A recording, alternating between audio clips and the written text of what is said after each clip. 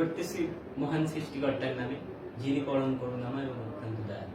আমার মনে হয় আপনারা কিন্তু ইতিমধ্যে বিভিন্ন টেলিভিশন চ্যানেলে দেখেছেন কিংবা বিভিন্ন সোশ্যাল মিডিয়াতে দেখেছেন অথবা বিভিন্ন পত্রিকায় দেখেছেন যে চুয়াডাঙ্গাতে কিন্তু 41.3 ডিগ্রি সেলসিয়াস পার হয়ে গেছে।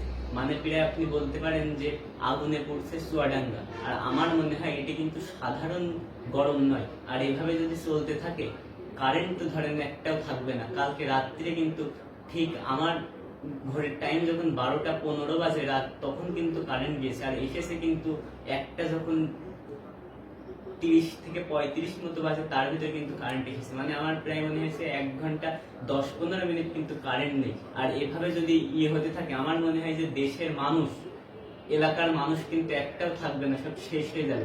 সেই জন্য আমি ছোট্ট ক্ষুদ্র একজন মানুষ হিসেবে আমি আপনাদেরকে বলবো যে আপনারা বেশি বেশি গাছ লাগান।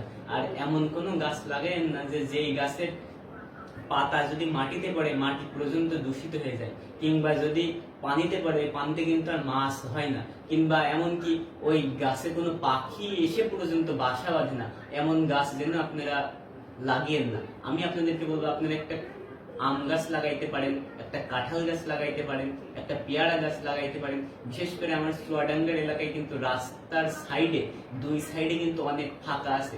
আমি আপনাদেরকে বলবো আপনারা কিন্তু খেজুর গাছ লাগাইতে পারেন, তাল গাছ লাগাইতে পারেন। বিভিন্ন গাছ লাগিয়ে আমাদের এলাকার রাস্তাটাও কিন্তু সুন্দর করতে পারেন। আর আপনারা হয়তো ভাবছেন যে বিশেষ করে বড় বড় নেতা কর্মীরা, আমি আপনাদেরকে বলবো যে আপনারা যে এলাকার বড় বড় নেতা কর্মী করছেন, যে এলাকার যদি গাছই না থাকে, এলাকায় যদি না থাকে, তা আপনারা বড় বড় নেতা হয়ে কি করবেন? তা আজকের মতো এখানে বিদায় নিচ্ছি। ভালো থাকবেন, সুস্থ থাকবেন।